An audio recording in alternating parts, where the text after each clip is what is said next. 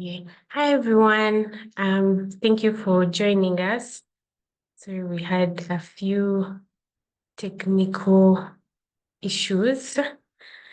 Thank you for joining this reflection space. It will be a space that reflects on the recently concluded International Labour Conference. And as we start, there is French interpretation available. Please go to the icon that is at the bottom of your screen that looks like a globe and select your preferred language so you can switch between English and French. And please keep your mics muted at all times to avoid disruptions to the meeting. So you're welcome again. My name is Najjuko Joanita, and I work with the Nawi Collective, and I'm honored to hold space with you today. I'll be your host. Our work at Nawi focuses on cultivating macroeconomic alternatives that are grounded in economic justice and the liberation of African women and all those oppressed by unjust systems of power. And specifically for today's conversation, it's under our digital economies and the future of work portfolio. And this year's International Labour Conference marked a significant moment in shaping global labour standards around digitalisation, platform work, and economic transformation. And as feminists, workers, scholars, and organisers, we hold this moment as both urgent and historic. It offers us a chance to reflect on what was decided and what was left unsaid through a feminist worker-centered lens. So this space is where we are going to bring our truths, our frustrations, our insights, our grief, and our hopes. And together we will unpack what the conference outcomes mean for women, for gender-expansive people, and marginalized workers in Africa. And we'll also collectively discuss how we build power from below that's grounded in justice, care, and solidarity. Our intentions today are to reflect and to reclaim our voices and imagine feminist futures of work beyond the limits of state-led agendas. And with me today is a lineup of brilliant speakers. We have Ruth, I'll say one name in case I do not pronounce the rest. So we have Ruth, who will ground us in a feminist analysis of global labor governance structures, exploring the power relations in these spaces. We have a Pemi, who will give an overview of the conference, unpacking what its conclusions mean for workers across Africa, especially women, informal workers, and those at the margins of the platform economy. We also have Fiona, whose intervention will provide a trade union perspective on the outcomes of the conference. And we have Kedolwa, who will focus on workers' experiences and grassroots organizing, centering the lived experience of those pushed to the margins by multiple systems of exclusion. I hope you enjoy the conversation today. You can keep the chat going with questions, feedback in the chat. Let us know your thoughts, and let's hold this space together to feel, to question, to dream, and to name the priorities that we believe must guide us as we move forward. And without further ado, I will pass it over to Ruth. Thank you so much, Joanita, and thank you so much to Nawi for inviting me. It's a real honor to be part of this conversation. And I see that in addition to the incredible lineup of panelists, there's also people in the audience who are involved in the negotiations. So I'm going to try to keep my remarks to time, if not a little ahead of time, so we have this time for other inputs and discussion. And I want to say from the beginning that I was not part of the negotiation. So what I'm presenting today is a sort of reflection on the International Labour Organization as a standard-setting institution, and based on past experiences, what are some of the conundrums that arise when making workers legible for standard setting and what is gained and what is lost in that process. And what does that mean for power relations, both between the global north and the global south, and then also within the global south. So I'm going to just share my slides. Can everyone see the slides? Did I share that? Yes. Okay, great. And then I can put them in presenter view. Right. And so I've titled today's presentation is the International Labor Organization and the Politics of Standard Setting. And what I'll do is that I'll start by just providing a sort of initial overview very quickly of sort of what the global governance structure is, then think about the historic role that the ILO has played in the struggle for national liberation on the African continent, taking the example of the Forced Labor Convention in the 1960s. This is part of my archival research and thinking about liberation movements in Africa's Portuguese colonies. And then we'll sort of reflect on the shift within the ILO away from a laborist approach towards the informal sector. And again, drawing on the case of domestic work, think about what was won and what was lost and what are the lessons learned. Before sort of touching on what is the crux of the issue that I was assigned, which is beyond symbolic victories, and what does feminist resistance to digital capitalism look like, and what is the role of global governance institutions. So to start off, I think it's important to remember that the ILO was started after World War I at the Treaty of Versailles. It had 20-something members who were the countries that had signed the treaty. Most African countries at this point were colonized. The only African country that was a signatory was Liberia. And the objective was to establish fundamental rights at work because there was a recognition that labor conflict was a major source of conflict, of military conflict. But it was also an attempt to stave off the spread of communism.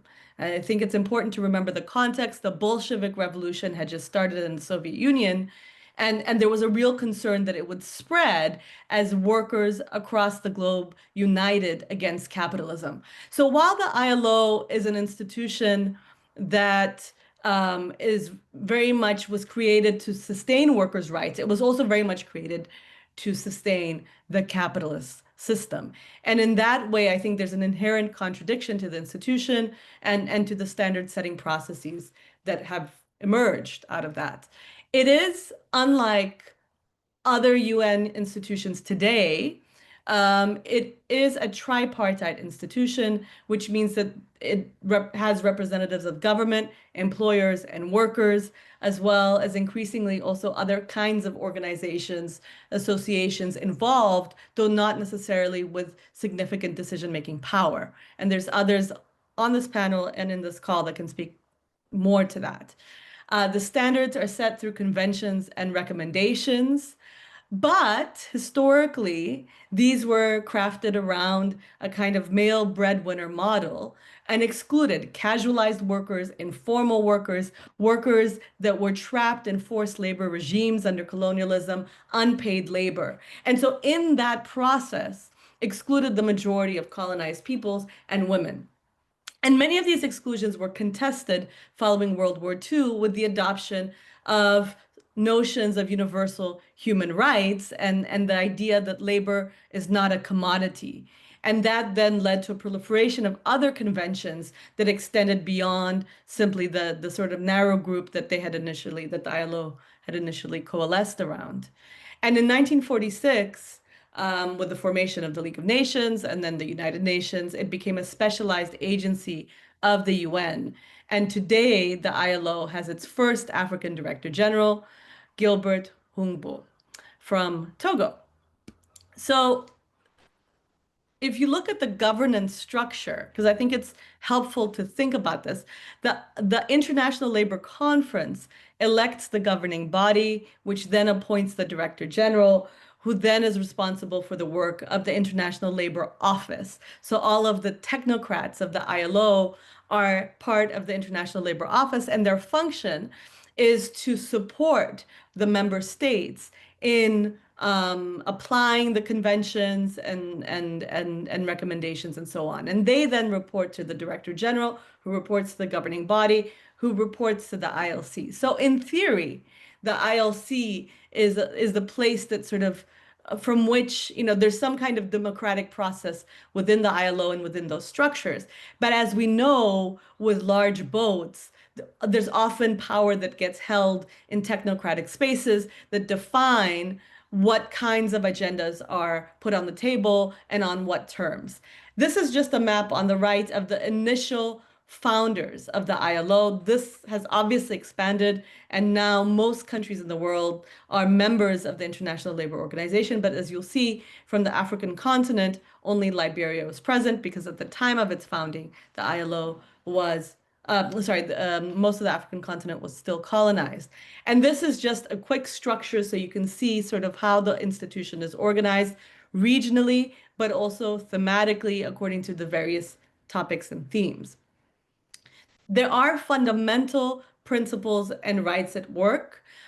So not the ILO has always struggled in that its conventions are legally binding, sort of, if ratified by member states, and recommendations are not. Although, as probably others will speak to, the ILO has had a lot of difficulty in actually enforcing even those conventions that are legally binding. But there's a few conventions that are legally binding in theory, whether countries ratify them or not. And so the first set have to do with the elimination of all forms of forced and compulsory labor that I'll speak to in more detail, the freedom of association and right to collective bargaining, the effective abolition of child labor, non-discrimination in employment and occupation, safe and healthy work environments. So that's sort of the 5 areas that in 1998 were decided were the fundamental principles and rights at work.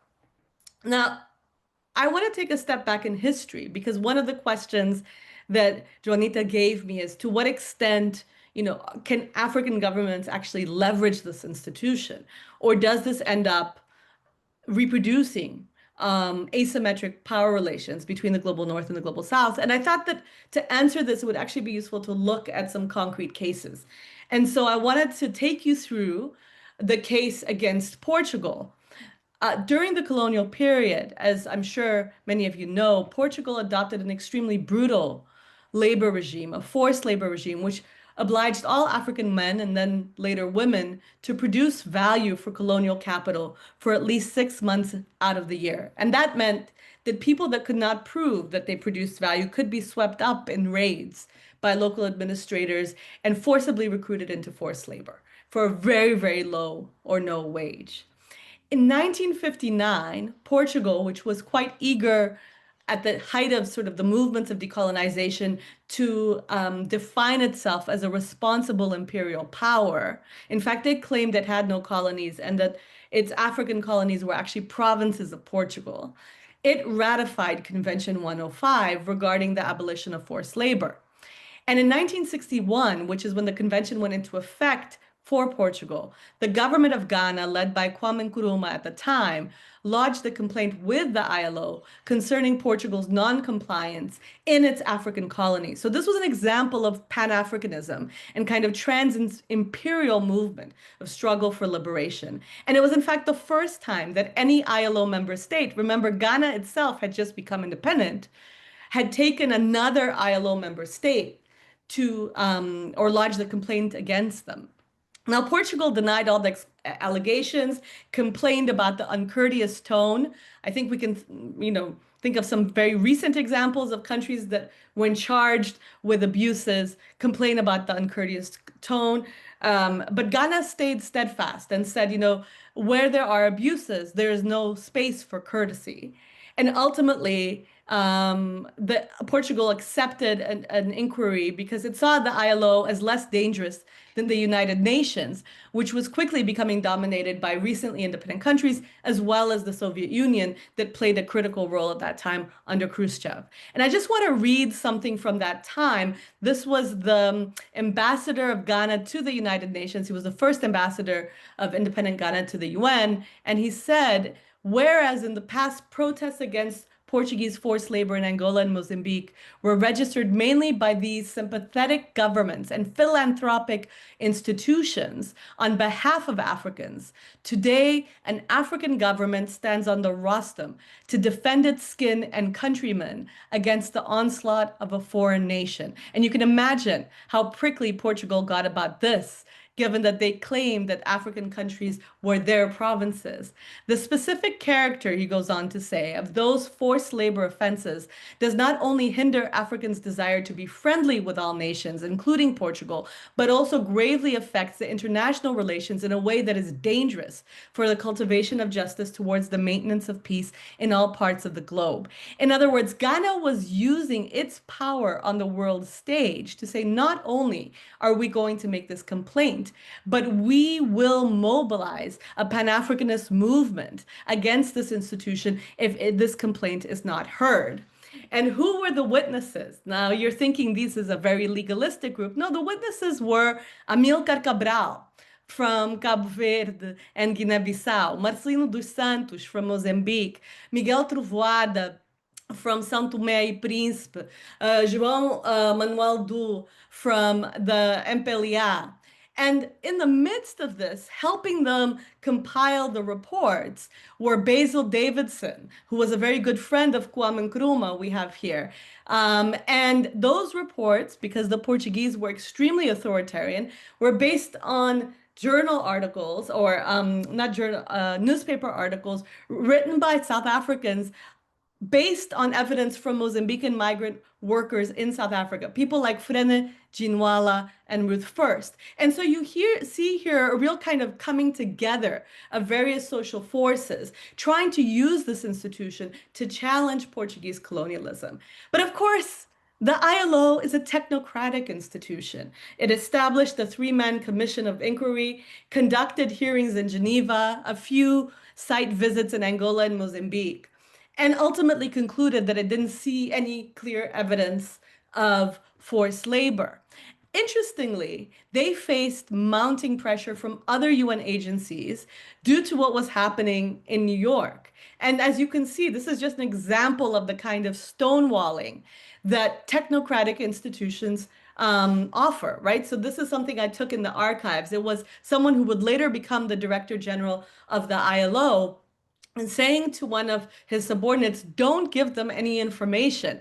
It will only provoke more requests. We should simply say the whole question is under sub judice, a legal term, right?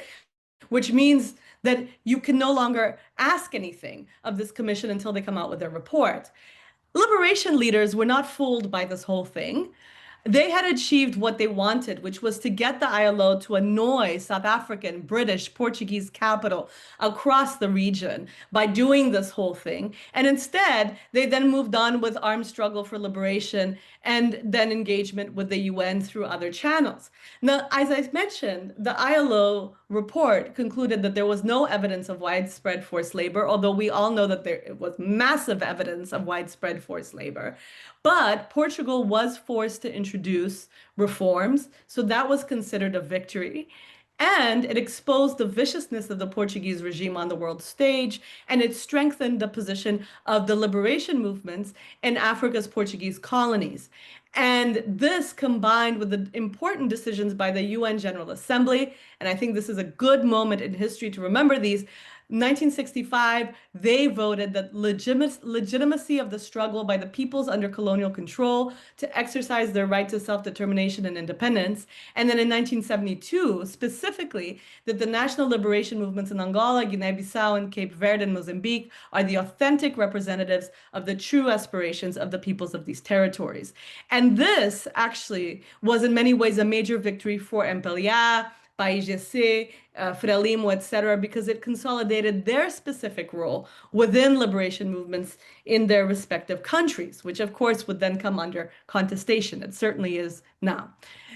After the process of independence, so these countries gained independence in 1975, but this was shortly after you had a process of neoliberal restructuring and the end of what Guy Standing calls laborism, and then the discovery of the informal sector by the ILO.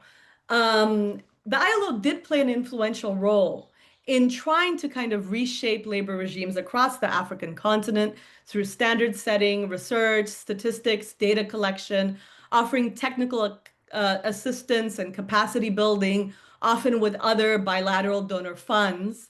Although there's been some discussion about whether that was really technical capacity building or actually advocacy, encouraging governments to take on particular positions. But shortly after 1975, the laborist model began to buckle under neoliberal restructuring. And we saw the rise of informalization, rising unemployment, and a kind of giving up of this dream that many post-colonial African countries had of industrial convergence and eventually reaching full employment. And it was in this period of the 1970s, just as Mozambique and other countries were becoming independent, that there was a growing interest within the ILO in the informal sector. And there were many discussions about sort of how it is, who is a worker? How do you define work? What do labor rights look like outside of the industrial workplace? And this then created the grounds for more expansive redistributive claims, things like the social protection floors that we see today. But some critics argue that it also deflected attention away from a direct confrontation with capital. By reorienting towards the informal sector and talking about the formalization of the informal economy, etc., the ILO lost a major opportunity to challenge capital at exactly the moment when you were having the rise of multinational, transnational corporations. And in some ways, I think that the recent discussions around the platform economy offer us an opportunity to swing the pendulum back towards challenging capital and thinking about how it is that we make claims from capital as it becomes increasingly concentrated across sectors and geographies. But in this process, there's this tension around standard setting. Because, of course, the very process of standard setting is one that defines the moral and the legal barriers of standards. But then it also forecloses the possibilities for alternative relations of production. And so the whole debate around standards for the platform economy resurfaces these old age questions. How to extend labor protections to platform workers without undermining their individual and collective agency. And this then raises sort of sub-questions around the risks involved in making workers legible for regulation, the challenge of defining the contours of rights for workers who may embody contradictory class positions, and the shifting nature of political demands through the process of struggle itself. And this is something that employers within the ILO are very attuned to, right? They will easily sow division or claim that workers are self-employed in order to reduce the burden on them, in order to ensure that they're able to skirt the labor and social protections that exist. But it is also the case that there are platform workers that are reluctant to be reclassified as workers. So how do we make sense of this messiness in the context of regulation? The adoption of ILO Convention 189 for domestic workers should have been an easier attempt to incorporate a sector that was historically marginalized. After all, domestic work has a much clearer employment relation. In fact, domestic workers are often subjected to high levels of scrutiny by employers. And transnational movements, feminist movements, hoped that labor standards could reframe domestic work as skilled employment governed by rights and responsibilities, and therefore to transform the sector. What we saw with following the ILO convention, the adoption of ILO Convention 189, is that many countries did adopt separate regulations under this idea that domestic workers were out of the regulatory frameworks.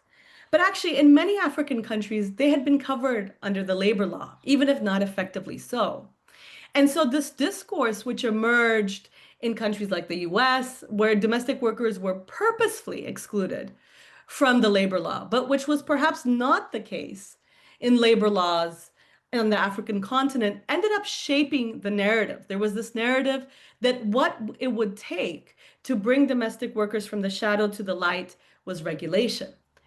But the regulations that were subsequently introduced, and of course these were introduced after structural adjustment and the liberalization of labor, of labor laws, deregulation of the labor market, and so on, were often separate and unequal regulations. They offered domestic workers fewer benefits. They were difficult to enforce because labor inspectors didn't actually have any mandate to enforce them. They often undermined domestic workers' existing practices of power, which were based on sort of affect, and in some instances transformed domestic workers' organizations into intermediary service providers. For instance, facilitating domestic workers' access to social protection, but not doing the organizing work to make sure that domestic workers were covered by the same regulations as other workers. And you can see here, this is a graph that was done a few years back, but that looks at what proportion of countries on the African continent have domestic regulations for domestic workers that are same as others. Nonetheless, it also was an opportunity to mobilize, right? And what we've seen is an expansion of domestic workers organizations across the African continent and a sort of connection with the feminist movement and a consolidation of those organizations at the international level through the International Domestic Workers Federation. So this convention, in some ways, might have been decided in the halls of the ILC, and maybe domestic workers organizations initially weren't all there to decide on it, but I think it can be used as a way of claiming something at a national level. And ultimately, that's what needs to happen, right? They don't mean anything, as Joanita put to me, beyond the symbolic victories. They don't mean anything if you don't have the organizing to actually turn these conventions into something real. And I think that, we do have to wrestle with the sort of contradictory class identities as we think about the platform economy. The ILO recommendation sort of makes this distinction between own account operators, own account workers, informal wage workers. And ultimately, what we see is that workers' position in the labor process, the way that the work process itself is organized, does shape workers' identities, the forms of organization, and the political demands. The concentration of capital has given transnational platform companies inordinate power to shape the labor process and the conditions of work in the platform economy. And it's made it very difficult to actually emerge with alternatives, be them cooperatives or local sort of companies that can compete with these large transnational companies.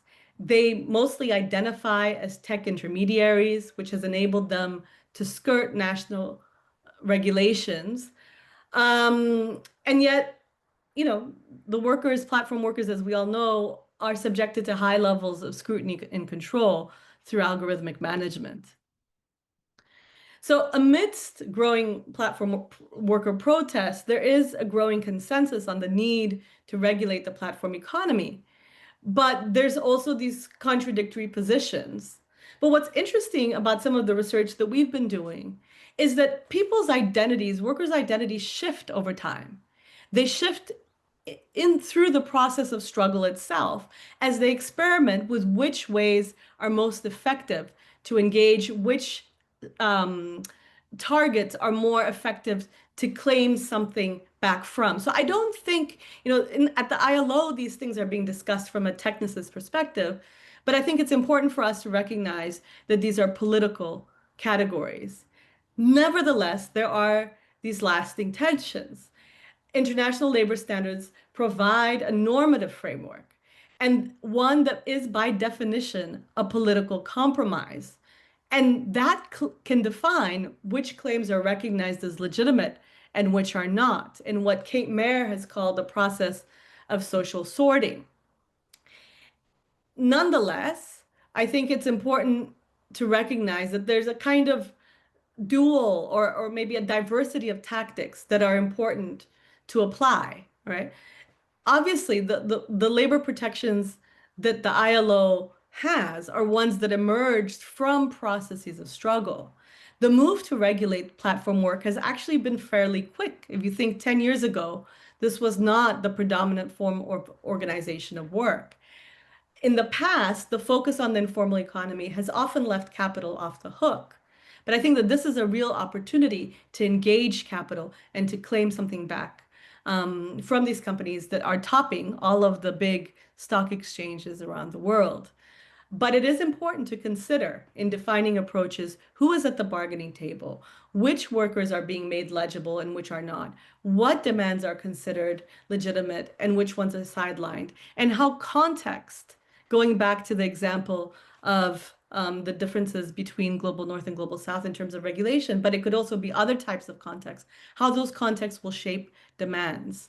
And often the technicism, once a process starts, the lawyers come in, the policy experts come in, and we lose sense of that very political force, which is what will be essential in making any standard setting process relevant to workers at a local level. I think that African states can influence some of the ILC outcomes, but any victory will be partial and it will be partially enforced. Thank you. Thank you so much, Ruth. I was still quite enjoying myself and listening to you. Yeah, thank you for sharing with us and giving us that historic view, for sharing with us the tensions, the contradictions, and what questions we must hold as we continue the conversations, as we continue to reflect, and what it is that we need to do when we are advocating for what the conference outcomes were. And I especially liked when you highlighted that the platform economy and the conversations right now are offering an opportunity for us to shift that pendulum and to shift the dynamics that still exist within global economic structures. So really intrigued to see how that might look like or how that will shape up. I will open up the floor to a few comments, queries, questions, if there's any.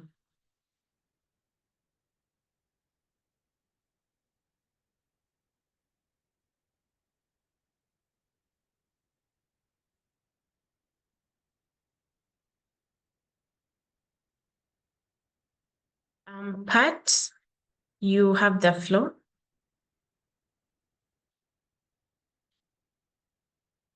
Thank you, Chair. This is Pat Horn from WeGo, Women in Informal Employment, Globalizing and Organizing. And Ruth and I know each other already because we've done a bit of work with platform workers in South Africa. So I just wanted to say that that was a great presentation, Ruth. I'm one of the people who was in the Platform Work Committee, and I have been attending the International Labour Conference since 1995, so that's around about 30 years. And I've also written up some of the reflections of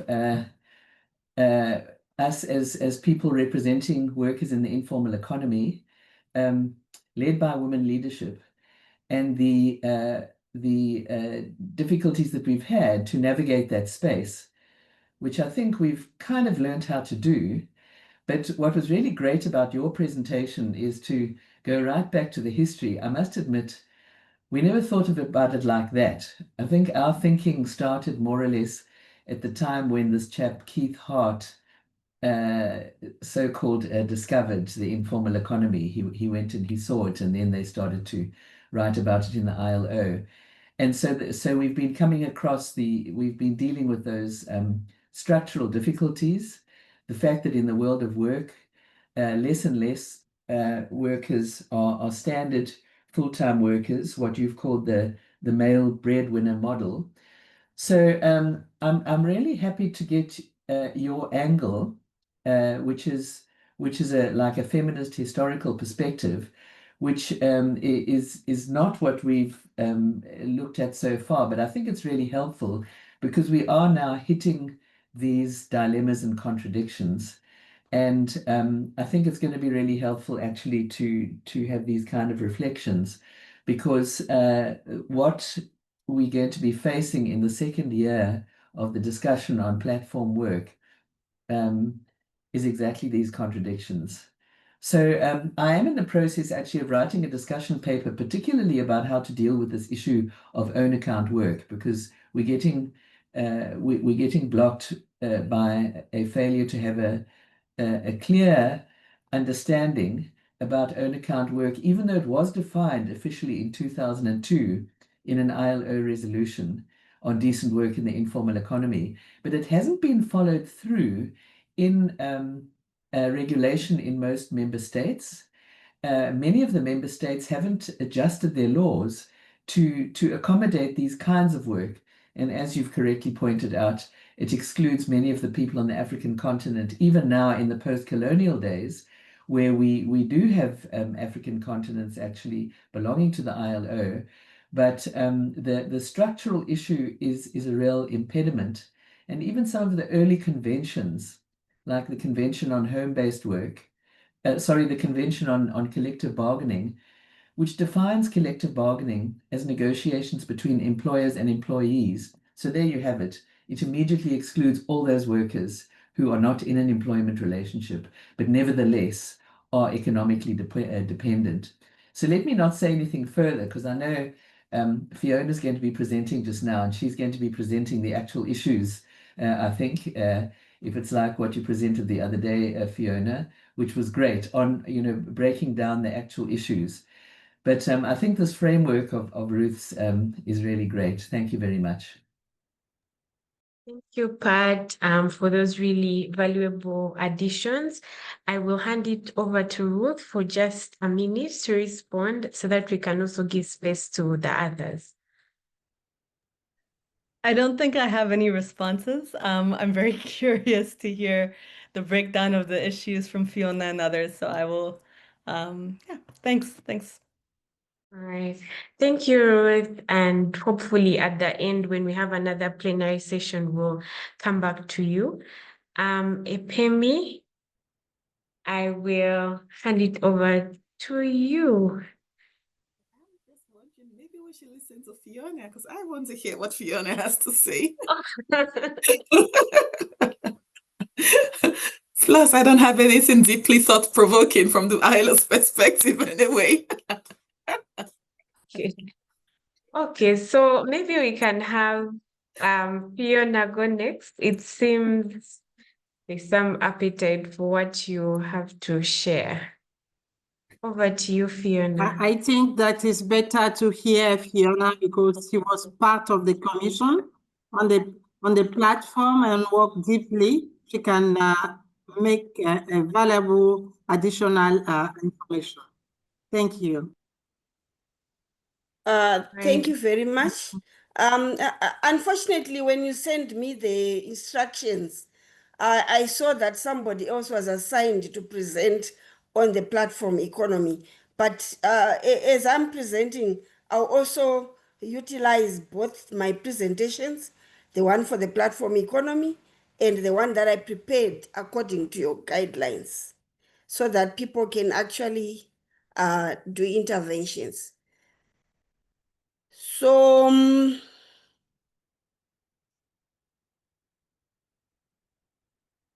just give me a few minutes.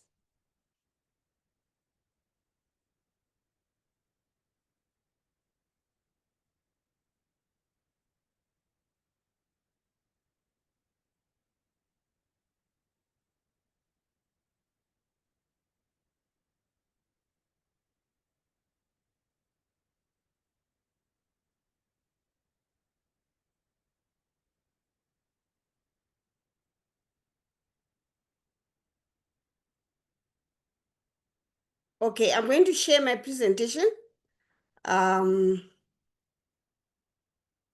the trade union perspective.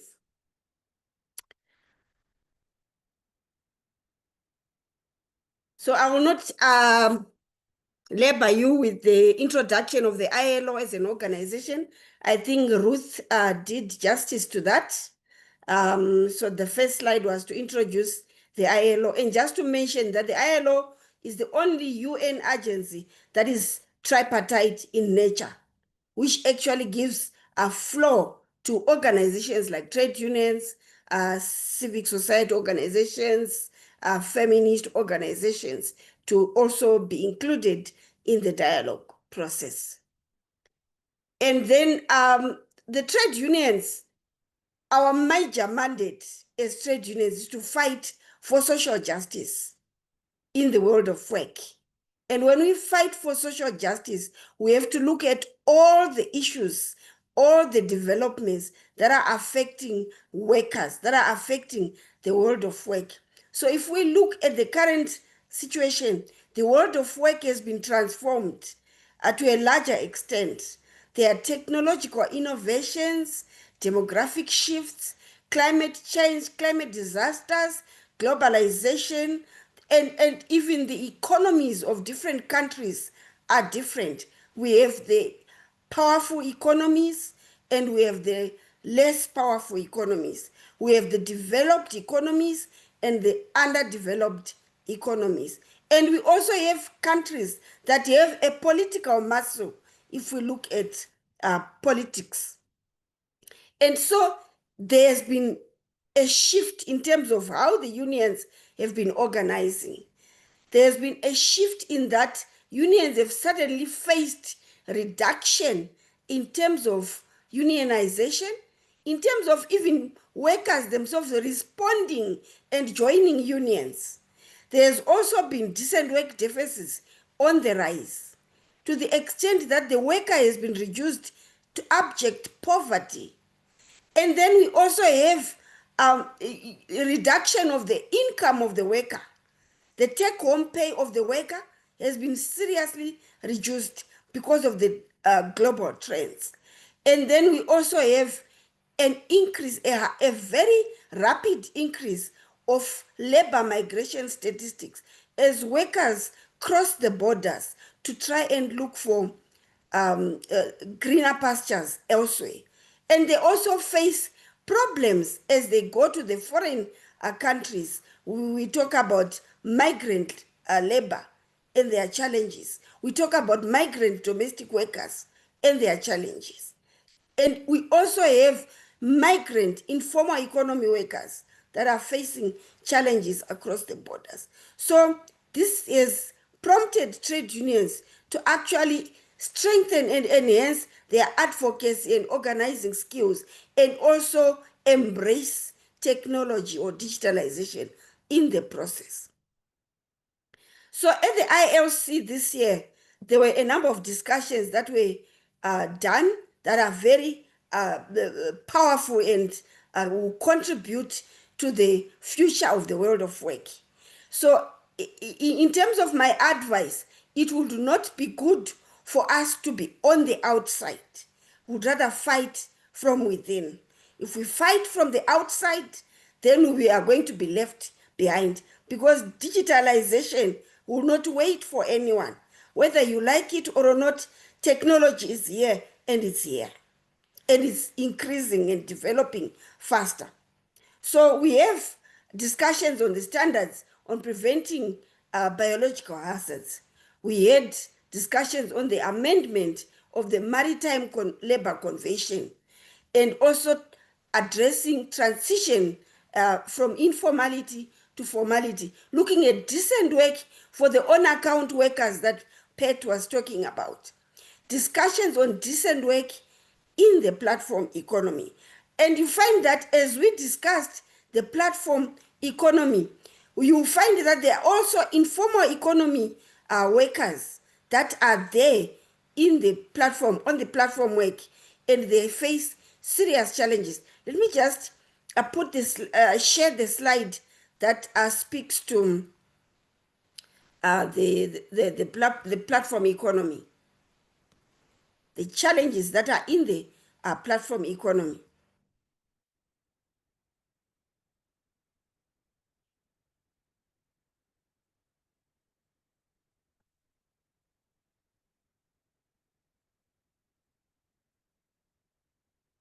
Okay, so I'm going to go just to the slide that speaks to the issues that we discussed in the platform economy committee, which relate to the different challenges that are faced by platform workers.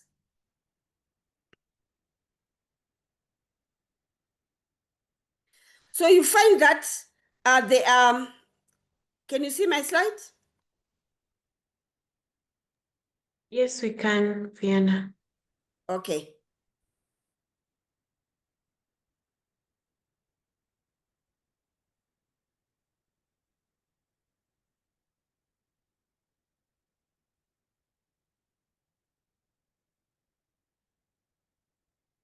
Okay. I think I'm having a bit of difficulty with my laptop. Right. You can see the slide, right? Yes, we can. So there is various challenges that platform workers are facing. There is no guaranteed income and there is no access to a living wage. If you look at platform workers, even the time that they spend waiting for a task online is not considered as work, and they will not be compensated for that time. But they have to wait until they get a task online. They are monitored by an algorithm system that violates their right, that is discriminatory and suppressive. And they have to be monitored by this system, which they probably don't even understand. They don't have access to information that gives them more insight into the algorithm system. There is no protective equipment for the platform workers. Their economic status, employment status is misclassified. If we look at the on-account workers, the ones that our employer group in the platform economy committee was referring to as self-employed workers, they are there on the platform, on the gig economy, but they are not considered for certain benefits and rights that are accorded to the other platform workers. And the employer group was arguing strongly that they could not offer protections for the on-account workers. So you find that this misclassification of workers is a serious challenge as we move forward to the next year ILC discussing the instruments on the platform economy. The fundamental freedoms are not accessed by platform workers. Who takes care of their health and safety? Who protects them against violence and harassment? They suffer a lot of violence, harassment on the platform, including cyber violence. You will find that platform workers have no standard dispute resolution mechanism so that they can air their grievances and they can have their disputes resolved. There is lack of transparency in the algorithm system, and it has created a power imbalance between the workers and the digital labor platforms which give them work. So this is a serious challenge for the platform workers. And you find that these are the issues that we were looking at the ILC. So let me go back to my presentation for today.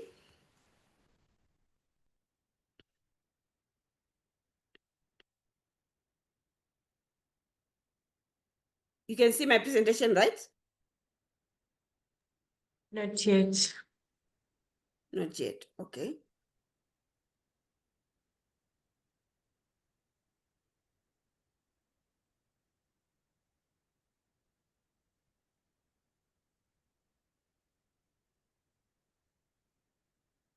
Right.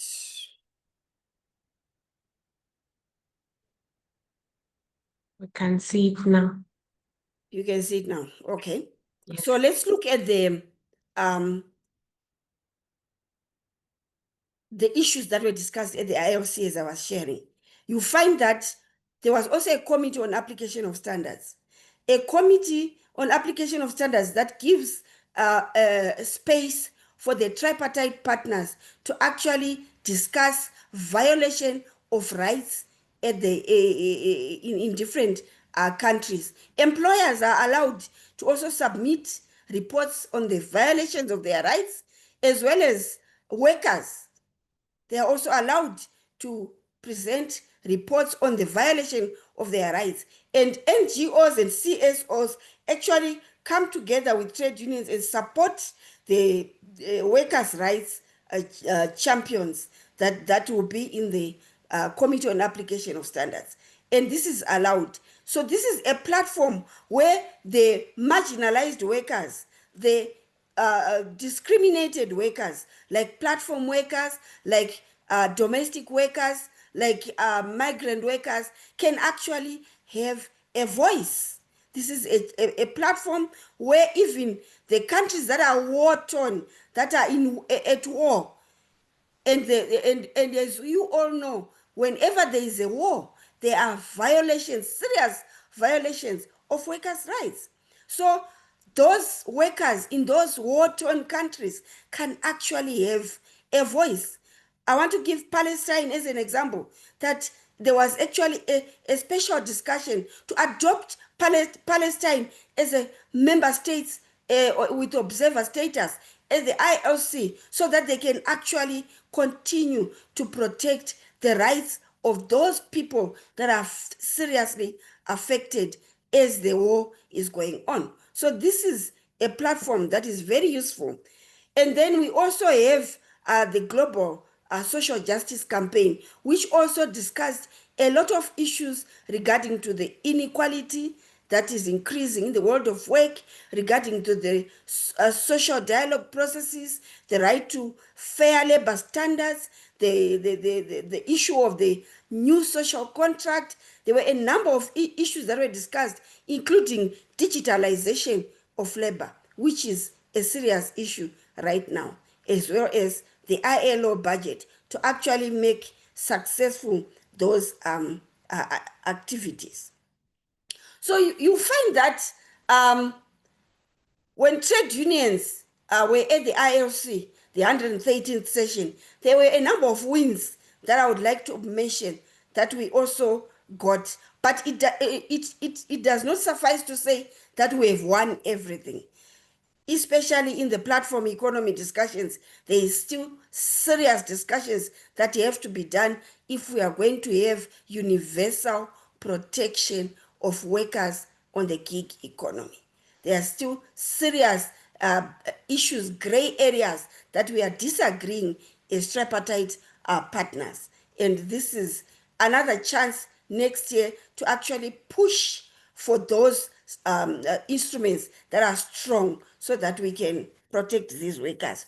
So you find that the conclusions on the platform economy, they give us an opportunity to also push for the adoption next year of instruments, a convention and a recommendation that will protect platform workers. And in those instruments, it is our hope that we have strong protection from any challenges that are brought about by algorithm management system.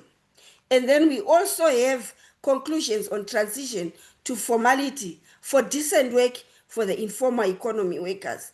And in those conclusions, we also had a conclusion that speaks to inclusive social protection for all workers, including self-employed workers. As we all know, in our different countries, especially African countries, we have a number of countries that have not adopted inclusive, comprehensive social protection systems. We have countries where informal economy workers are not even defined in the labor laws. They are not even catered for under the social protection system. Domestic workers are not even catered for. And my country is one of those countries anyway.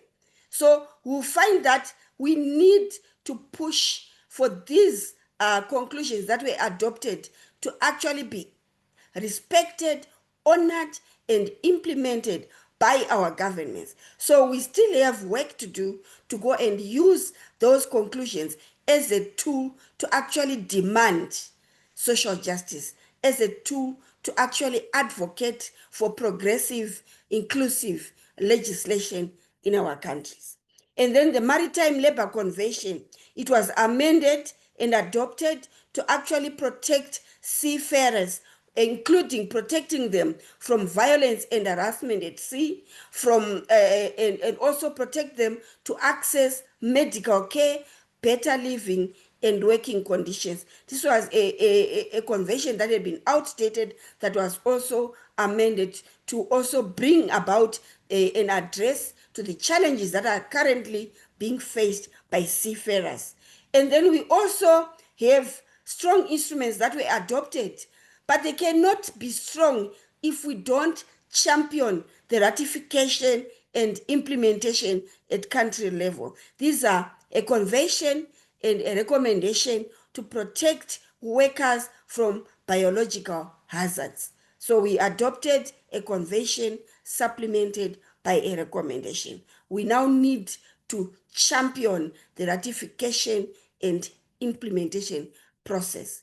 You find that we also had a win as we had the cases that were presented before the Committee on Application of Standards, where we have resolutions that were adopted, where the Committee of Experts is now putting measures to make sure that workers are protected by forcing those governments to implement.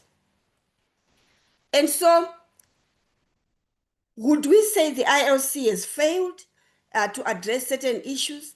I want to mention two particular issues that are a serious challenge for the ILO, particularly political and economic muscles and unending conflicts that continue to interfere with the ILO's mandate to ensure social justice. So you find that even in our negotiations, you could see that there are big corporations, there are big member states that have got political and economic muscle that will try to flex their muscle.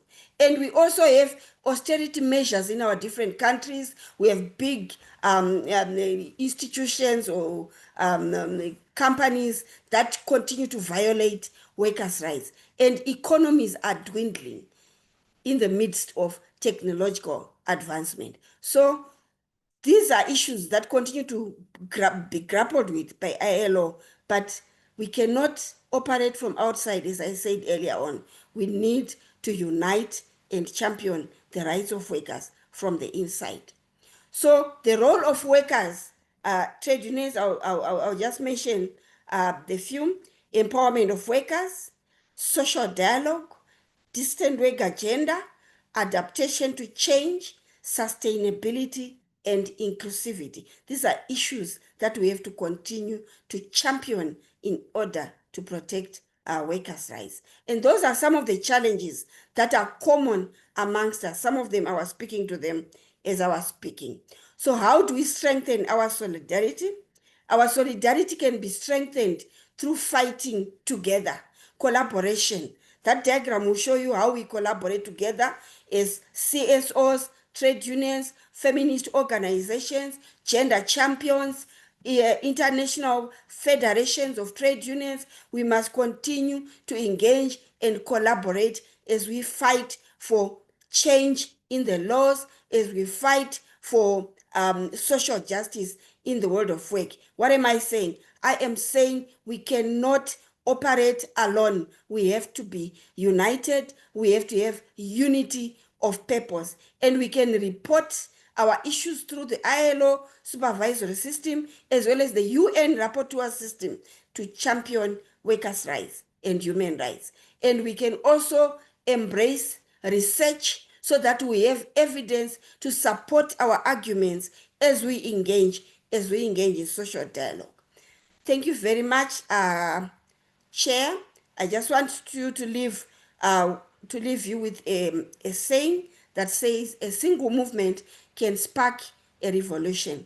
Collective actions can transform laws, attitudes, and lives. Solidarity and unity of purpose are key. That's together we can change the course of history. So let's have unity of purpose, comrades. I thank you.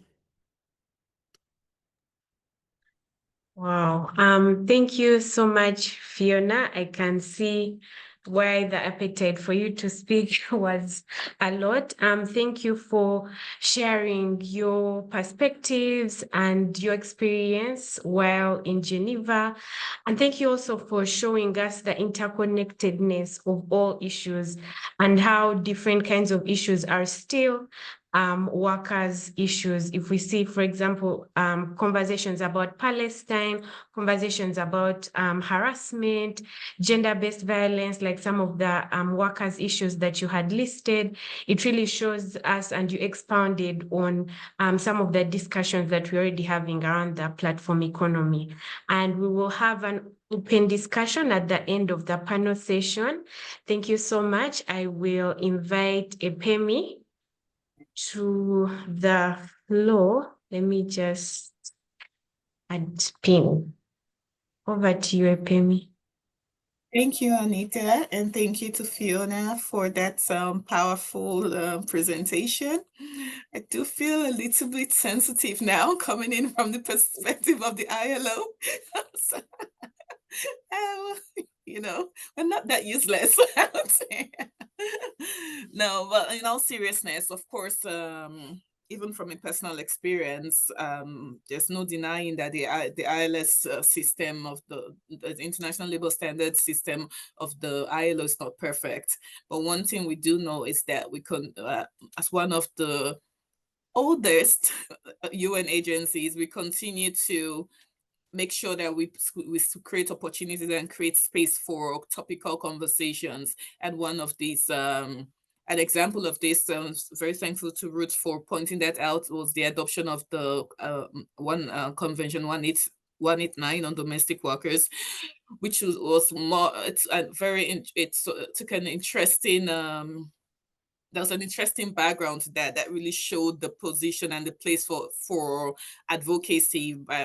Kudos to WIGO for being be that forefront of that, in addition to the IWDF, IDWF, for pushing for that. Getting the recognition for domestic workers was not an easy feat, but it was done. It was one of the opportunities where it was reiterated that domestic work should be recognized and regulated. Sorry, Joanita, you saying something? Oh, sorry. Okay. Should be considered as work like no other, but at the same time as work as any other. And so looking at the conversation and the activities around platform workers, it's one of those situations where it's necessary that we, the ILO, steps up to the plate to adopt standards that would ensure decent work for platform workers or regulation in the platform, a right-based approach to decent work in the platform economy. And I'm compelled to say that we're the only UN agency doing this from a right-based approach. We're not perfect, but we're working on it. And that is, and I think one of the main takeaway from the ILC is that the ILO used the opportunity to send a strong message, and that the employment relationships must not be obscured by algorithms or digital platforms. It's necessary to maintain the protection of workers' rights, and that was by the resolution. Emphasized the access to social protection for platform workers, need for regulatory clarity on employment relationships, emphasized the role of collective bargaining in digital economies, and the importance of national policy. That I'm happy that Mercy is going to speak on a bit further. So one of the while the ILO is not perfect in itself, but even even though standards with the best can be adopted or drafted with the best intentions, it's also always left to member states to implement the standards, which is why I think it was important that Ruth stressed during her presentation that any victory could be partial and partially, or would be partial and all partially enforced, which is the reality of things. We also have to look at the placement of African member states during conversations that matter at the ILCs. Yeah, things are evolving. We're seeing things that people are speaking up more, but it's not all conversations that are equally politically interesting to every country, regardless of the economic or socio-economic situation of Africa. I think it's also important to know that very more often than not, or in certain circumstances, representatives don't necessarily reflect the realities of Africans in Africa. So, and one of the avenues to push for the agenda, or the positive agenda for the for African workers, is at the ILC. Usually, sometimes it's you know, it's remarkable. Other times it doesn't necessarily, as the Gen Z say, it doesn't give what it's supposed to give. And which is where I reckon that I'm also trying to be careful not to speak in the state of the ILO. This is just from my personal perspective, my interpretation of happenings, right? But I think it's important that implement ratification. First, the development of conventions. It's really important that we have our say in those standard setting procedures, because more often, looking at the historical point of view, even up till this day, you notice that certain stands don't necessarily reflect African position. It's heavily influenced by the global South, the perspective of the global North, and it's I think personally that the idea of an international human rights system, it doesn't really work, because you have to take into the peculiarity settings, like a blanket a blanket law just applied across board would not all necessarily give the results that we intended. Or that, especially for the reality of African workers. So I think that that's why it's important that we're at the forefront during standard setting mechanism procedures, and then to ratification, ensure the ratification, and then to implementation. From I work with the labor standards department, and what we do see is that there's different intensity of ratification, yes, and also implementation in international labor standards of conventions. And even in situations where it's fundamental conventions that applies irrespective of the ratification status, we have 10 fundamental conventions, which cuts across equality of employment, freedom of equality and non-discrimination in employment and occupation, freedom of association, child labor and elimination of child labor and forced labor, occupational health and safety. Not sure if I'm forgetting anyone, but I think those are the core thematic areas. And in terms of when we look at implementation in African countries, there's limited implementation in some respects. Of course, it's not all bad across board, but more could be done in that respect. And that also where the conversation about national measures comes into place, and how we can how can country national legislative and regulatory framework be better positioned to protect and promote decent work for the taking into account the peculiarities of the African economy, right? And from a feminist standpoint as well, we also have to take into consideration the gender dimension of the implementation of these laws. Are they implemented in a way that's gender neutral, which could also have the adverse effect on women in Africa, considering the peculiar challenges that are faced of what is the impact on the income on informality? Does it increase in precarity? These are questions that, you know, we have to consider. And so in that sense, I do think that yes, the ILO is not perfect, and more work needs to be done, but it's important work that should continue to be. It's important conversation that should continue to be heard, and important work that needs to continue to be pushed for at national level as well, because we all know that even looking at if we spotlight Africa in the platform economy, taking into consideration the lived realities and of women here, there is always the question about the double burden of unpaid care and precarious gig work for women. There is the higher risk of digital surveillance and harassment, and I will say, Convention 190.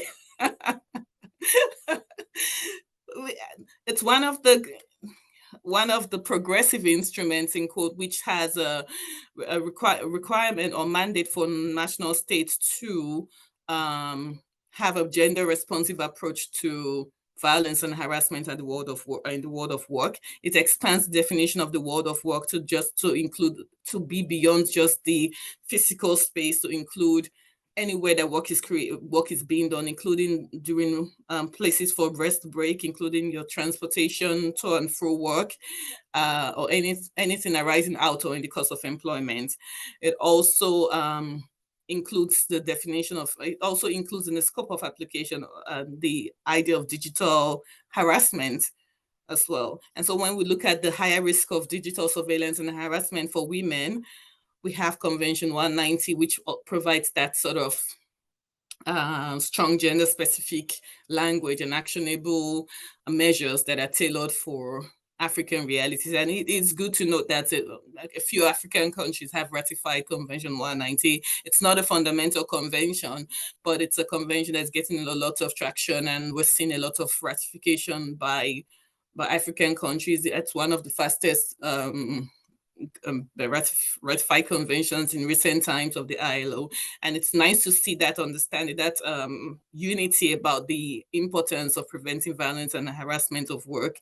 And I think it's going to trickle down to other areas, because even in terms of the definition of sexual harassment, something that an ideology that was originally under Convention 111 on equality and non-discrimination, we see it being reintroduced in Convention 190, and that reopens that conversation.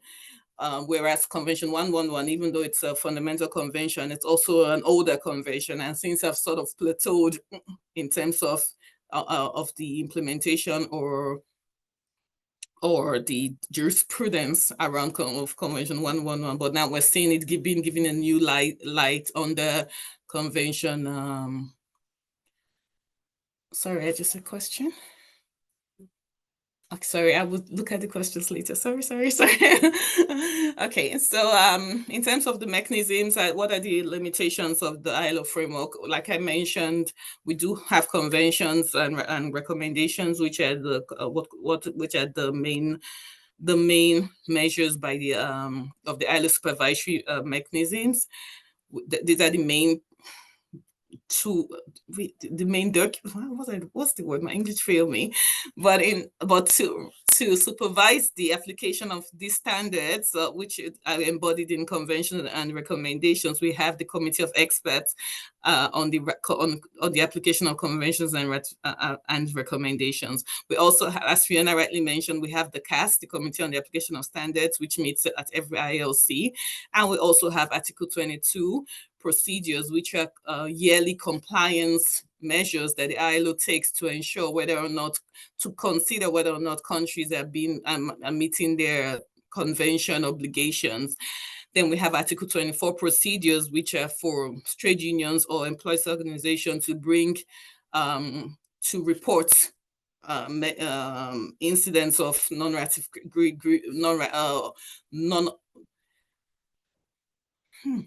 to report. I'm trying to find the word. These are Article 26 procedures are used by trade union organizations to report infractions, contraventions of ILO convention principles to the to report it to the ILO, and depending on the evidence, this could be taken up by the ILO and could go further into commission of inquiry and all to be seen by the governing board, and to bring attention to it. And like we had an Article 24 last year on Sudan about the political discrimination based on political opinion. So it's not, these are one of the measures that we have in the supervisory mechanisms that the ILO has. In addition to that, there's also the opportunity for member states to request for technical assistance where they consider that they might be falling short of their obligations in terms of implementation of certain standards. They could request for technical assistance in that regard, and the ILO would provide that. And many African countries who ratify standards without implementation have been supported by technical assistance to promote the implementation of those standards. And in the platform economy, it will be interesting to see how that works, because we know that multinational platforms could evade national labor laws in certain regards. So it would be interesting to see how that would work out. And it'd also be interesting to see how, knowing that the supervisory mechanisms are softer than national laws, it would be, we will be interested to see how national laws would how member states would operationalize those provisions in their national laws. And just to, because the ILO at the end of the day relies on state goodwill, but it doesn't mean that it's not effective. We have we are experiencing results in certain ways. Like if, for example, in child labor, it's reported that there's been 100 million less reports of child labor in this decade than the previous decade. Okay, and so Joanita has just reminded me that I have 1 minute, but yeah, that's that. Just to say that it's an interesting topic. Of course, there are gaps that needs to be addressed, and it's a conversation that will need to continue, and with the help of everyone like Fiona, maybe we can achieve the results that we need. Thank you very much. Thank you, Epemi. Such an interesting conversation. And I think you really you spotlighted how the ILC outcomes particularly affect women workers and different women issues and informal workers. And yeah, we appreciate your honest and personal reflections as well. So it's really interesting, like you said, to see how these outcomes will be operationalized. And I hope that we can, like you said, continue having these conversations. And thank you for coming. I think there are some questions in the chat for you, if you can answer those in the chat, so that we can also give space to the other speakers. So thank you so much. I'm going to invite at this point Mercy to take the floor. And Mercy is a seasoned lawyer who will be sharing with us, what these outcomes mean in the legal sense of things, particularly when it comes to national laws, really piggybacking on the conversation that Epemi has already started. So over to you, Mercy. Thank you so much. Thanks for having me. And oh my, what an important conversation to be having at this point. And not just the general conversation, but really the focus that this webinar has chosen to highlight. Just by way of a quick introduction, my name is Mercy Mutemi. I'm speaking with you from Nairobi, Kenya. I am a litigator, and I like to think of myself as a human rights in tech architect. We are trying to figure out what our digital future as Africans is going to look like. So I co-lead the Oversight Lab, which is based here in Nairobi, but we're hoping to have more influence across the continent. where we are focusing on strategic research and strategic litigation with the focus of uncovering and discovering and enforcing fair and equitable technology and technology use for us Africans. In this segment, I just want to invite you to approach this from the perspective of outside of the ILC process. I really appreciate the background that we received from Ruth, also from Pat, people who've been in this process for a very long time, and also from Fiona. Just getting the insight of the inner workings of what was happening, that I think is very, very important.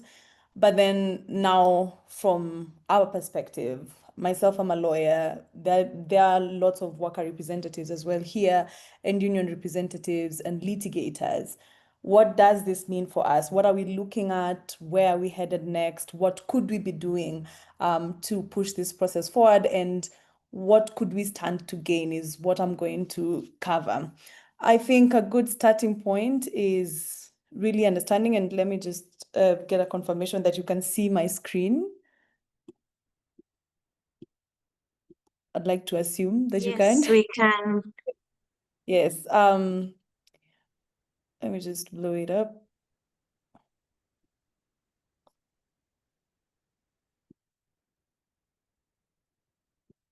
Okay. So first, I think we just need some grounding on what has just happened in the ILC process, what has been committed to, just so we manage our expectations. And I echo the warning issued earlier that we should avoid the trap of romanticizing this process. I think it's important to be pragmatic and to acknowledge where we are at in the standard setting process.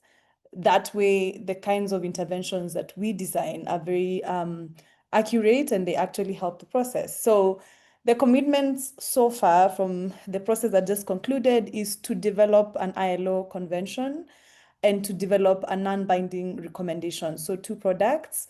Of course, the difference here is that the convention is binding and the recommendation, while not binding, also has some force. Let's not lose that.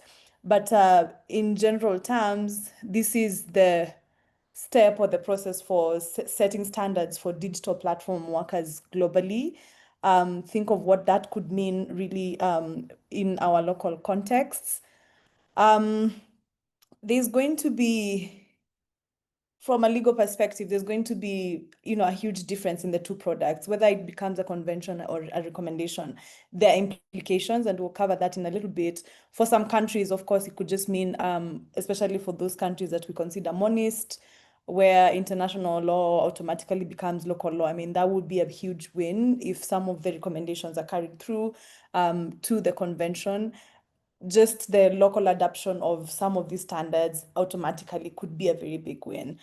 But more specifically, the areas that the 2 instruments will cover, both the convention and the recommendation, is if you've been working in the platform work field, for example, you know these issues by heart, and I've chosen to just categorize them in 5 categories. This is not to in any way simplify the problems. I think they're quite complex.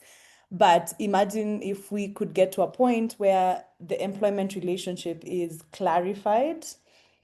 The rider here that I'd like to introduce is that we keep talking about a clarification of the employment relationship, but the truth of the matter is that we are still, in a lot of our contexts, we operate within the dual definition of employee stroke independent contractor. And what is becoming clear day by day is that platform work does not fall within that dual categorization. So my critique here at this point is really, we needed more than just a clarification of the relationships. It's more to entrench definition of what else could there be, right? There are countries that have created a 3rd category, for example, to anticipate platform workers and to address the need for their special protection, because there are elements in which it looks like this mimics traditional employment, but then there are elements of it that steps completely outside of traditional employment, but is still not independent contracting. So what is that middle point? So while we reflect about what we could stand to gain from the clarification of employment relationships, I think it's important to just have in mind that already in a lot of our contexts, we're struggling from trying to fit triangles in squares and squares in circles. They don't quite fit in those categories, but we want the law to protect people wherever they are. You don't have to fit the traditional structure of an employee to be protected. The law needs to come up and meet you to where you are. The issues around social protection, I think it would be a big win if we had this to be extended to platform workers without discrimination. I think the focus of human rights law specifically is on workers, is not on employees or a specific category. So it has been a big pain point that platform workers are left out of social protections because of legal frameworks. Of course, collective bargaining rights is a big one, and the cautionary tale here is a lot of our unionizing and labor relations legal frameworks are pegged on traditional employment, such that if you didn't have an employer in the old understanding of an employer, then who's making the automatic contributions for you? So fundamental legislation has to change fast for unionizing to become a real social protection that is extended to platform workers, and that's the challenge that has really faced a lot of platform workers. It exists as a theory, but in practice, it's difficult to enforce it because then the way platform work presents is not in the same way that our laws on unionizing have been designed. And then algorithmic management, I think that is a big issue beyond just the algorithm management itself, is also on transparency on pay, transparency on ratings, transparency around degrading of accounts, removal of accounts, even things such as bot management, because we're seeing a lot of people who sign up for platform work don't have any human in the process to interact with, and all of it is bot management. So if these key areas are addressed, essentially it's thought to be a big win. Of course, cautionary tale, the fact that it makes it to a convention or a recommendation does not solve the problem. So we have to also just have that in mind. And that brings me to, the next discussion, which is how does this process then interact with national laws in Africa? My first reflection is really depends on which country we're talking about in Africa. There's quite a variety of legal systems and legal processes even within the continent. If it's a monist state, which means that international law automatically becomes your local laws, that means then whatever is decided at the ILO level would be adapted into national laws, which then means there's a call to be more engaged in the ILT process and make sure that whatever ends up being ratified is what the workers in that country or in that state would like, because then there isn't an intermediary process where you could negotiate for more protections if you wanted to, for example. And then if it's dualist, the fact that a convention has been passed does not automatically mean that this law has been domesticated, and a separate process has to be initiated to adapt this law into the national law. It's both a plus and a minus, depending on which state we're talking about and how we're looking at it. For a lot of them, it's an opportunity to bake nuances and local context into the law. For others, it's an opportunity to lose the higher protections, because then the law gets watered down by the time it's getting domesticated. Then we've seen instances where it's lost the initial meaning. Of course, that does not respect the principle or the aspirations of international lawmaking, but it is the reality. But beyond that, if we remove ourselves from just focusing on the convention itself or the recommendation, there are other ways and things that could happen that could impact national laws. And the first is influence. The lawmaking process, while it is by and large a legislative process, it is also a judicial process in terms of pronouncements from judges and from sometimes even in administrative contexts.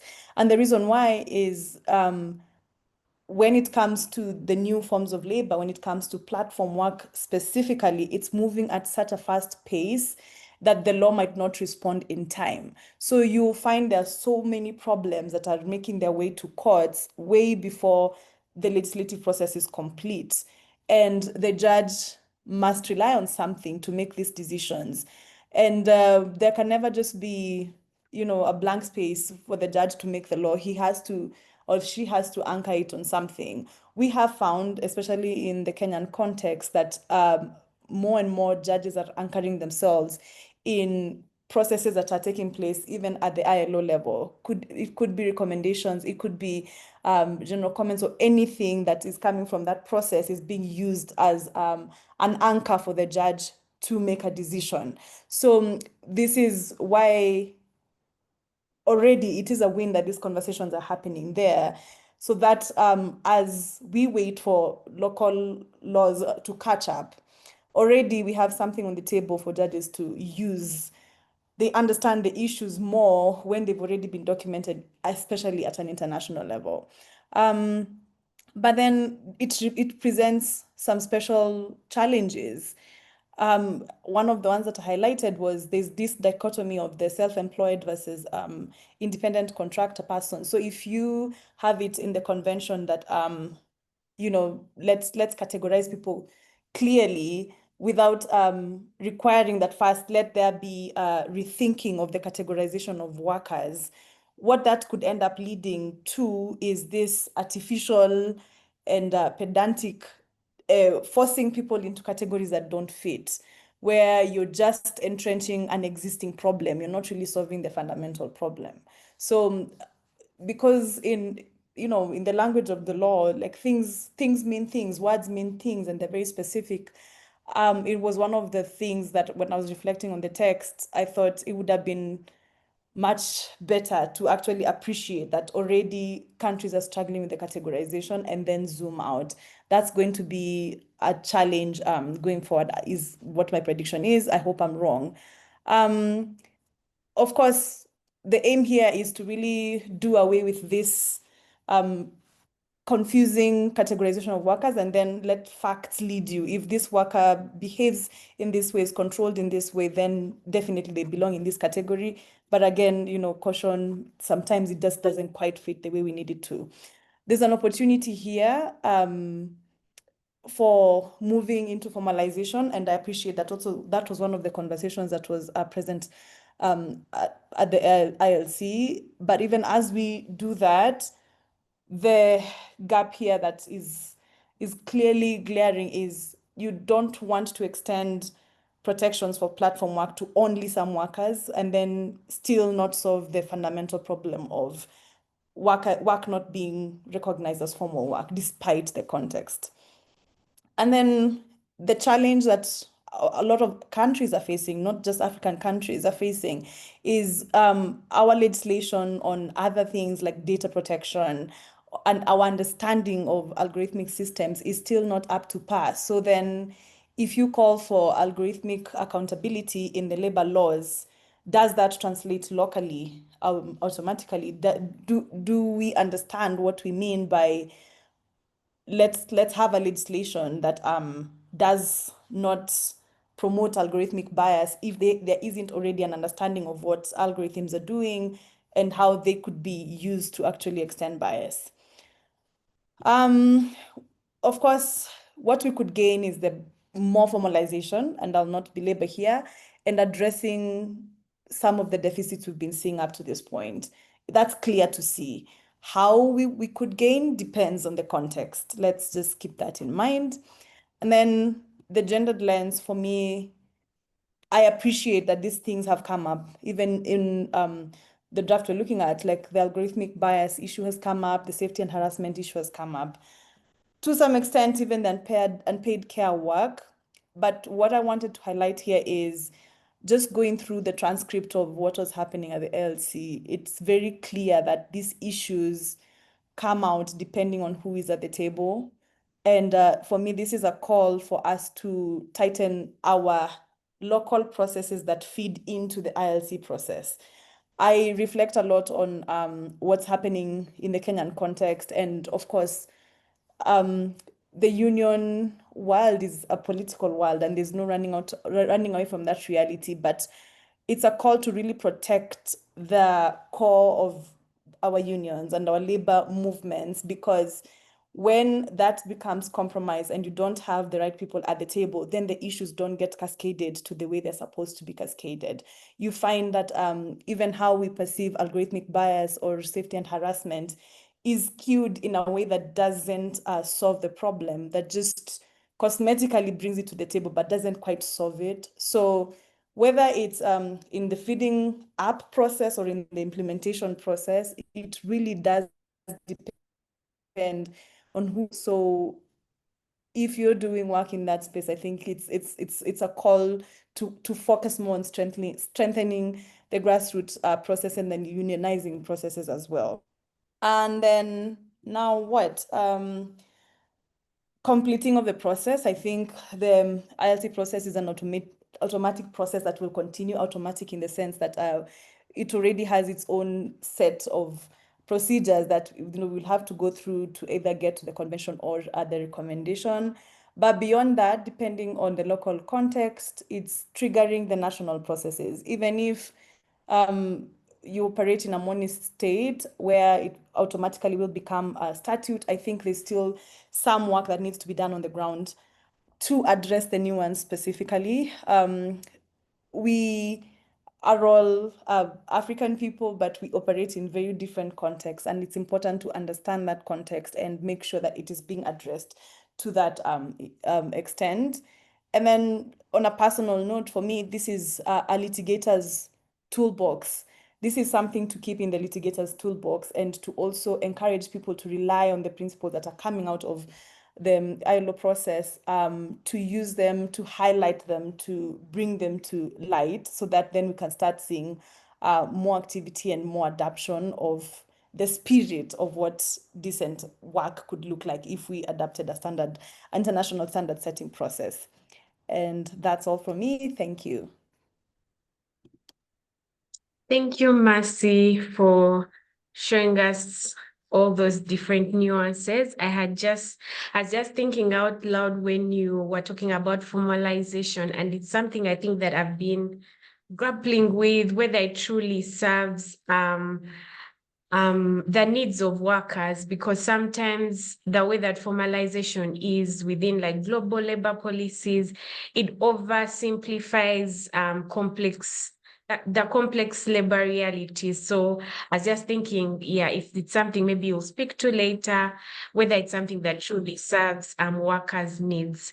But yeah, I will now, thank you, Mercy. I will now we'll now go to Kedi. Just check that they're on the call. I'm here. Can you hear me? Yes. Just want to add you. Mercy, could you please stop sharing? Oh, also I don't need to share, so I'm good with Okay. just speak. Yeah. Kedi, which are you using two devices? I want to pin one.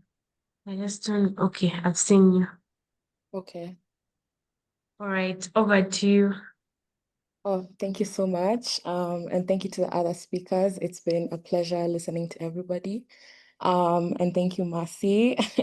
I feel like I've mentioned this before, but I do learn a lot from Mercy's work and advocacy, and it was really nice to listen to you. And also it's great to go after you I feel like I can just close off the conversation by talking about the lived experiences of platform workers, particularly refugees and queer people, also displaced people in different forms. We know displacement can take different shapes. There's also stateless people and just people who are pushed to the margins by systems. And yeah, we can just talk about that, and hopefully I can do a good job of closing out this important conversation. So I'm going to start by talking about how digital exclusion is a byproduct of all the other ways in which exclusion often comes up. It mirrors border policies, discrimination policies, any form of othering that is institutionalized or that is invisible to people who are not directly impacted by displacement. So it's not something that has been invented recently by technology or by like the rise of AI governance. It's just something that mirrors existing ways in which people are excluded.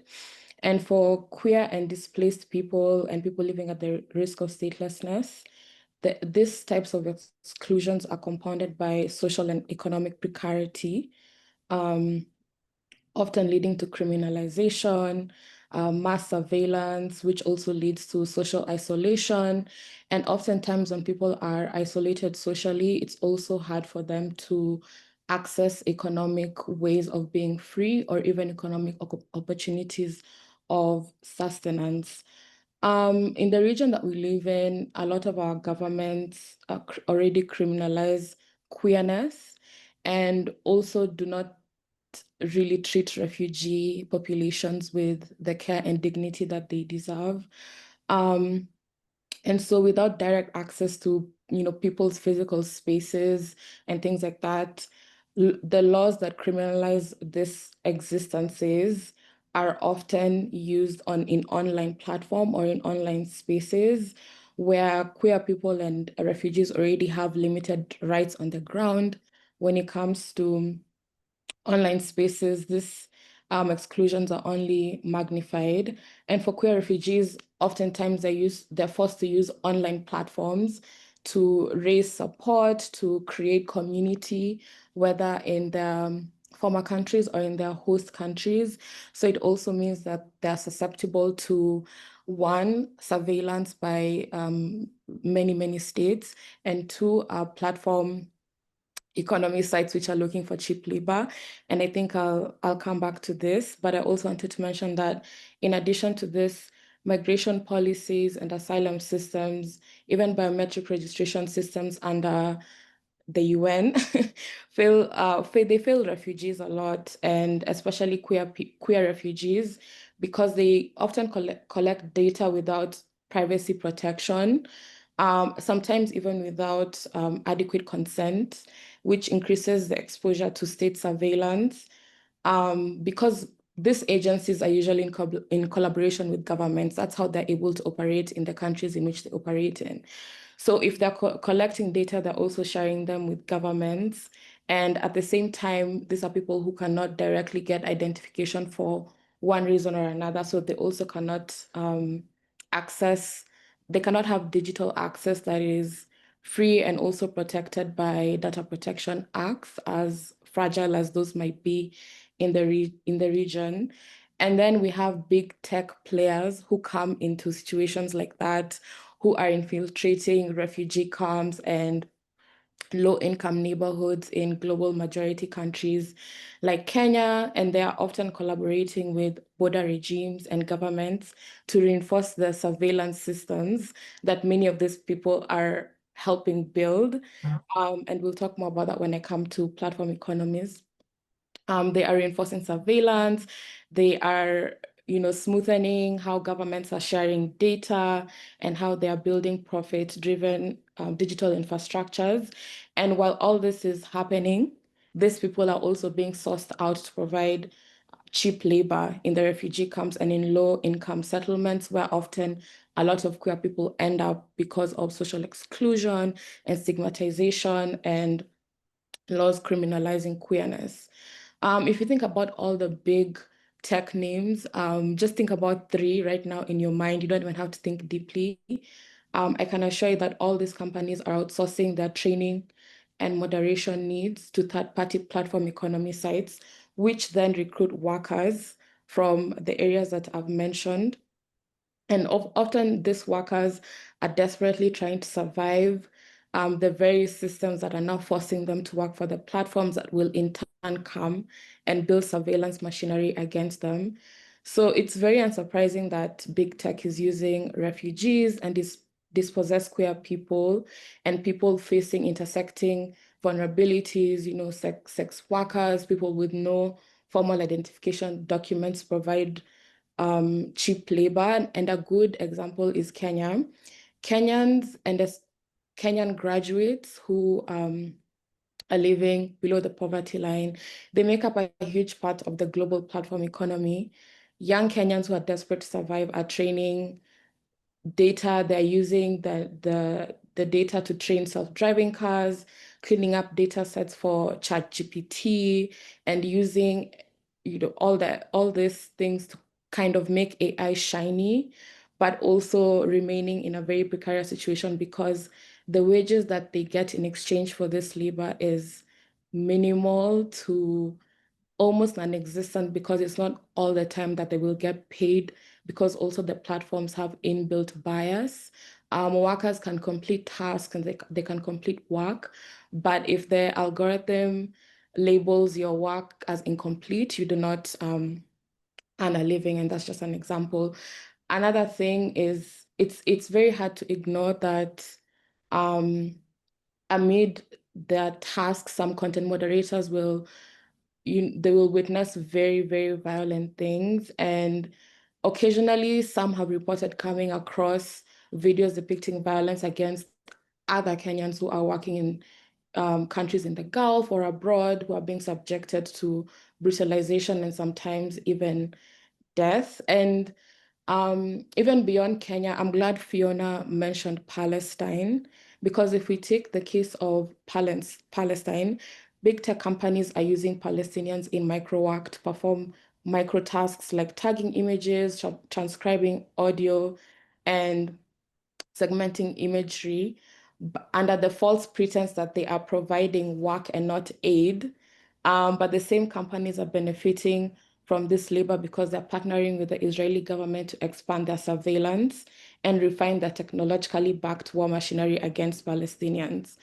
For a direct example would be a Google-backed nonprofit operating in the Middle East that is using multilingual refugees and displaced people, Syrian refugees, Palestinians, people from Jordan, as volunteer interpreters. So they're not even being paid, promising them social empowerment. And then they do this work, they assist with translation and things like that and labeling. But recently we've seen that the Israeli military has created a ChatGPT-like chat box using vast collection of Palestinian dialect of Arabic, which doesn't really feature in mainstream Arabic, so they can't readily have this on the internet or something. And they've used this intelligence to develop a model that is surveilling Palestinian conversations.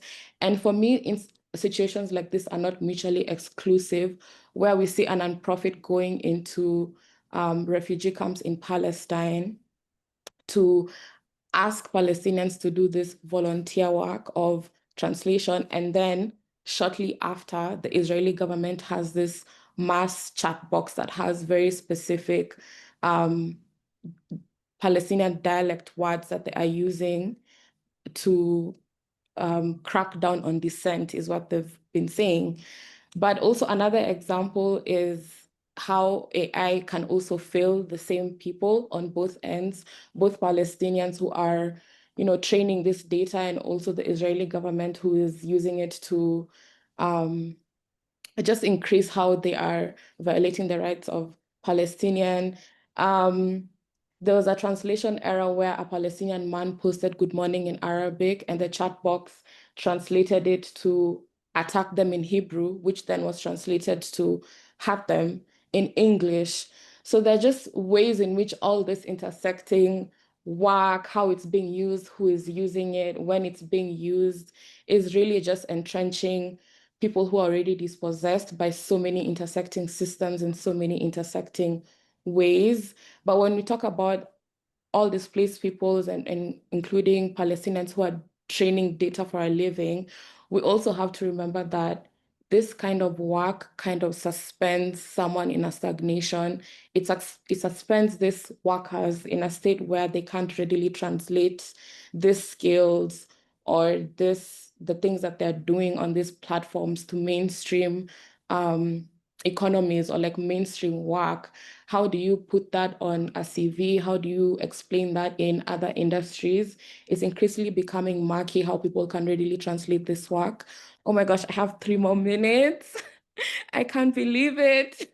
Okay, I want to talk about resistance so much because Mercy is here and I've been following the landmark case that is being led by, content moderators in Kenya. And it's also so remarkable because it means that we can try global companies in global majority regions.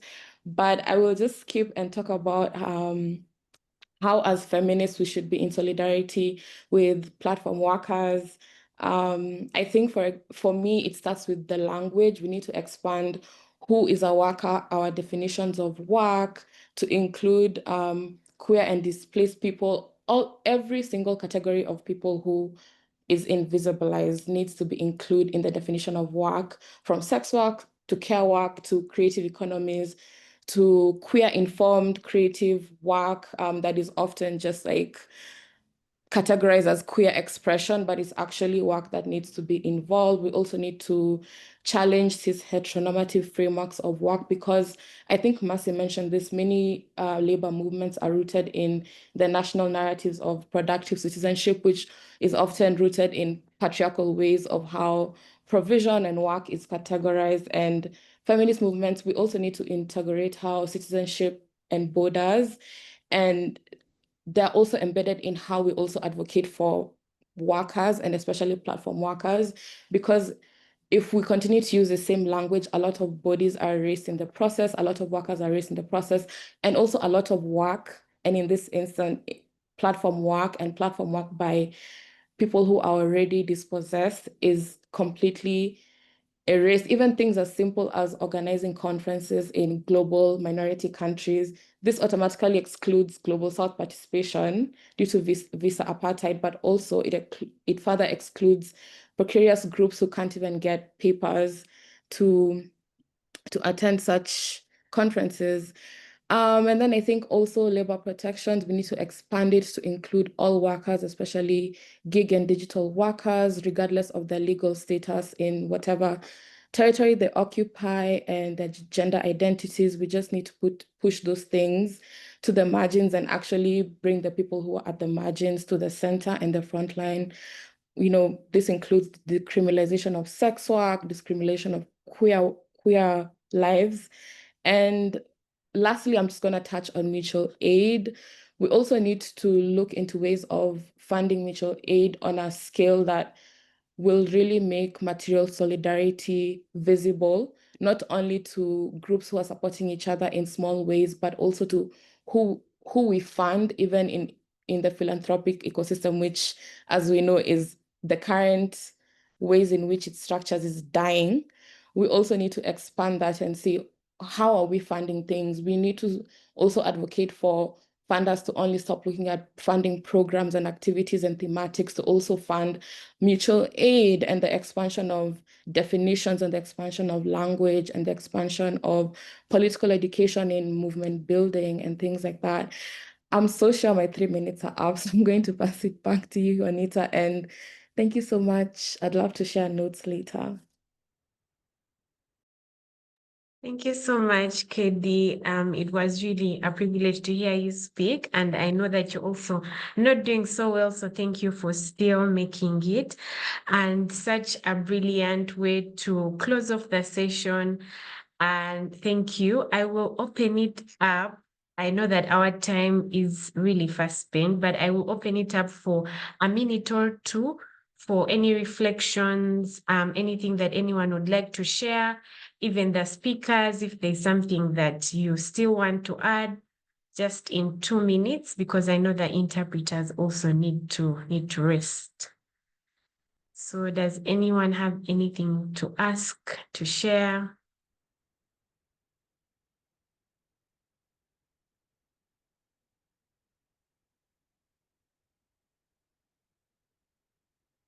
Pat, over to you. Thanks, Chair. I just realized I didn't show my face last time, but this is me. There's a whole lot one could say, but in respect of the time and especially the interpreters, I'd like to really thank you for convening this webinar, and I'm wondering if we can't have a follow-up, because there's so many issues that have come up that I think we need to pursue.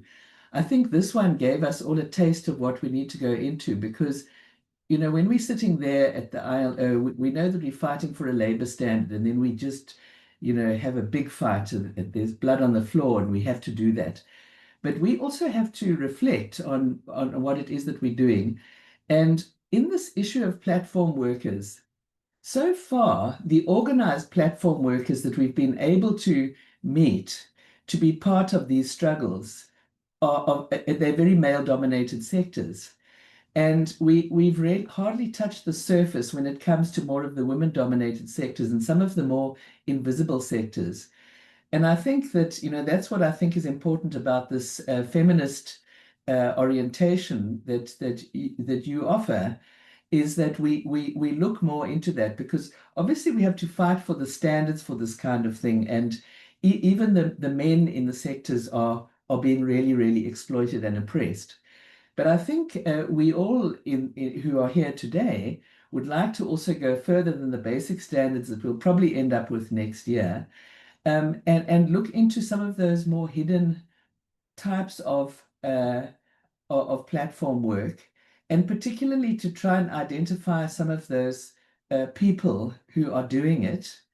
And basically, because what we found when we did issues like home-based work, which had a convention in 1996, it gave an impetus to the organizing of home-based workers. Similarly to the domestic workers organization, as we heard already, that happened in the course of getting Convention 189. And I think we're heading for something like that with this new one on platform work. So maybe if I can interest, and we've written quite a bit of stuff as well in WeGo on some of the excluded sectors, which I'd really like to share with everyone on this platform, because some of the questions on the chat are things that we can share some writings on that and have further debate.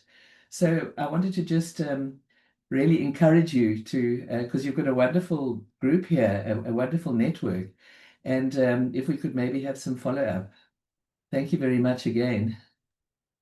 Thank you, Pat. And I hear you about the follow-up. I think that, like you said, this conversation was really just a teaser. And personally, I also would like to learn more and listen more to what folks have to say. So that's definitely something that will be considered. Ghislaine, over to you. And please do share some of the resources by WeGo. Ghislaine, Merci lastly. beaucoup, chère Joanita.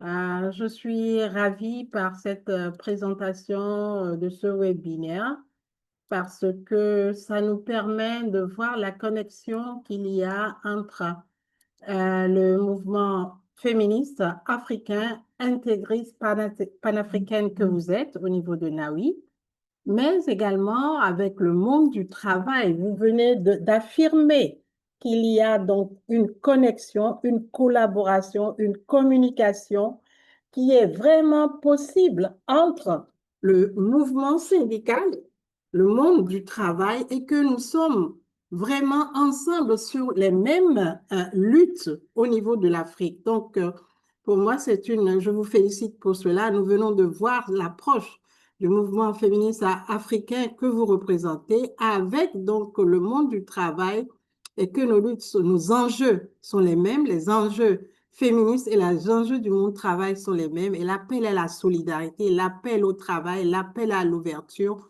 à mieux nous connaître, à mieux nous travailler en synergie. Vous venez de montrer vraiment avec ce webinaire cette nécessité. Et je souhaite que nous continuions à collaborer, parce qu'on a beaucoup d'informations à partager. Nous avons vu nos sœurs qui se sont intéressées maintenant à tout ce qui se fait au niveau de l'OIT, du travail que nous faisons en tant que monde du travail, et nous avons appris aussi. Donc, merci beaucoup. Je pense que nous allons continuer cette collaboration et que nous restons ouverts à toutes les questions que nos sœurs féministes veulent poser, et ça devait être vice-versa. Merci beaucoup. Thank you so much, Ghislaine, and thank you for always being Enfin, je ne me suis peut-être pas open to... présentée. Je suis le docteur Ghislaine Saïzenou. Je suis en charge des questions d'égalité et de protection sociale au niveau continental. Donc, je reste ouverte pour toutes les contributions. Et merci à toutes les intervenantes qui ont été à la hauteur des attentes.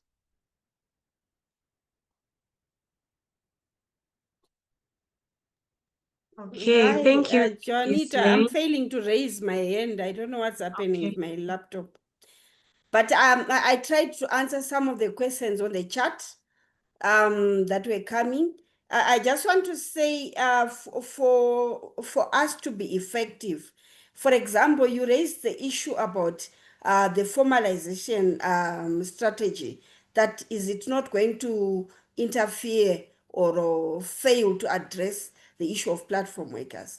You find that when processes are happening in our countries, we must continue to demand our space as social partners, as stakeholders. So a formalization strategy cannot be effective if it is prepared by the government and imposed on the people.